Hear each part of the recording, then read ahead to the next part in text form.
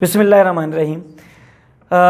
आज का जो हमारा टॉपिक है जिसके ऊपर हम डिस्कशन करेंगे वो है कि आप कौन सी आदत को अपनाकर एक कामयाब स्टूडेंट बन सकते हैं। अगर आप एवरेज स्टूडेंट हैं, बिलो एवरेज स्टूडेंट हैं, तो आप कौन सी आदत आपके अंदर होनी चाहिए कि आप कामयाब स्टूडेंट कहला सकें और आपको लोग कामयाब स्टूडेंट कह सकें, और आपका उठना बैठना, आपके मार्क्स, आपकी एक्टिविटीज़, आपका चलना फिरना, आपके माशरे की तामीर में जो हिस्सा है उससे साबित हो कि आप कामयाब हैं और कामयाबी के साथ अपने तालीमी मराहल को भी तय कर रहे हैं और आगे ज़िंदगी में भी इंशाल्लाह आप लोग कामयाब होंगे। तो जो बच्चे जैसे मैंने पूछा आप लोगों से कि कौन इंटेलिजेंट है, कौन ब्रिलियंट है, तो जिन बच्चों ने हाथ खड़ा किया उनसे हमने पूछा कि आपने क्यों हाथ खड़ा किया और आपके नज़दीक ब्रिलियंट की डेफिनेशन क्या है। तो जिन्होंने हाथ खड़ा नहीं किया, अब ये उनके लिए ख़ास तौर पर ये आज का लेक्चर है और आज का ये जो मैंने लिखी हैं कि हैबिट्स ऑफ सक्सेसफुल स्टूडेंट्स, के कामयाब स्टूडेंट्स की कौन सी आदत होती हैं और कौन सी आदत आप अपनी शख्सियत का हिस्सा बनाकर आप कामयाबी की तरफ अपनी जो है पेशकदमी शुरू कर सकते हैं। एक बात याद रखें, हैबिट्स जो होती है ना इंसान की, ये बंदा बना भी सकता है और ख़त्म भी कर सकता है। अगर कोई आपके अंदर बुरी आदत है, बैड हैबिट्स हैं, आप उनसे छुटकारा पा सकते हैं अपनी विल पावर के साथ। और कोई गुड हैबिट्स हैं जो आपकी शख्सियत का हिस्सा नहीं है, उनको आप अपनी पर्सनैलिटी का हिस्सा बना सकते हैं थोड़ी सी तवज्जो के साथ और विल पावर के साथ। तो क्या आप सारे लोग इस हवाले से ये अज़म रखते हैं कि इंशाअल्लाह जो अच्छी आदत हैं उनको हमने अपनी ज़िंदगी का हिस्सा बनाना है? इंशाअल्लाह। तो आज हम उन्हीं आदत के ऊपर बात करेंगे।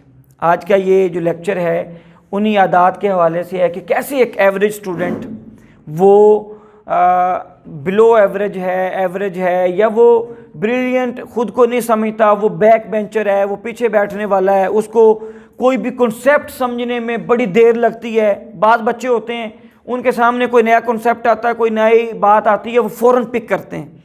और बाज़ बच्चे हैं उनको बड़ी मेहनत करनी पड़ती है, बड़ा सीखना पड़ता है, पूछना पड़ता है, टीचर से सवाल करने पड़ते हैं, दोस्तों से पूछते हैं, 3-4 जगहों पे बैठकर जब वो कर लेते हैं तो उसके बाद उनको समझ आती है कि हाँ भाई ये कॉन्सेप्ट था।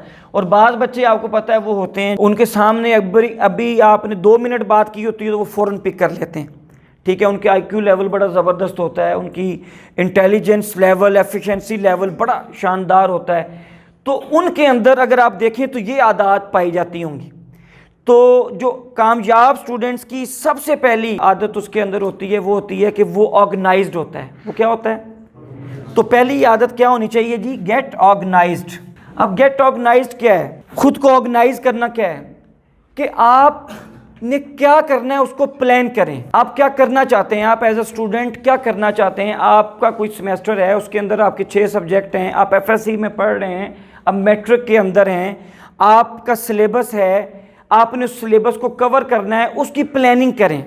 आपके एग्ज़ाम्स होने वाले हैं, आपके एग्ज़ाम्स के अंदर 3 माह रह गए हैं और उस 3 माह के अंदर आपने अपने सिलेबस को, ये आपका सिलेबस है, इतने आपके चैप्टर्स हैं, इतने आपके जनाब लेक्चर्स हैं जिनको आपने रिव्यू करना है, उस पूरे 3 माह को प्लान करें, यानी उसको ऑर्गेनाइज करें अपने आप को। आपको पता हो जी फ़लाँ दिन मैंने इस चीज़ का मुताला करना है, फ़लाँ दिन मैंने इसको पढ़ना है और मैंने इतने घंटे पढ़ना है।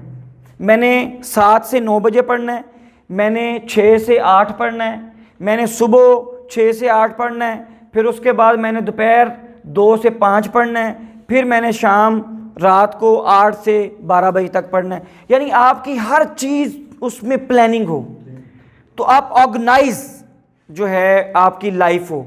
तो कामयाब जो स्टूडेंट होते हैं उनकी आदत में से सबसे पहली चीज़ ये कि वो ऑर्गेनाइज्ड होते हैं। जो ऑर्गेनाइज्ड नहीं है वो कामयाब स्टूडेंट नहीं है, वो कामयाबी की तरफ अपना सफ़र शुरू नहीं कर सकता।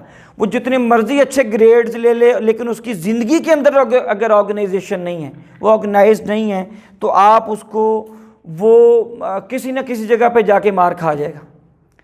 तो ऑर्गेनाइज्ड बंदा, जो अपनी शख्सियत में ऑर्गेनाइज्ड बंदा होता है, वही आगे बढ़ सकता है। अपनी पूरे एक दिन को वो ज़बरदस्त प्लान करके ऑर्गेनाइज़ कर ले, अगर उसका एक वीक है उसको वो प्लान करके ऑर्गेनाइज़ कर ले, उसका एक मंथ है उसको वो प्लान करके ऑर्गेनाइज़ कर ले।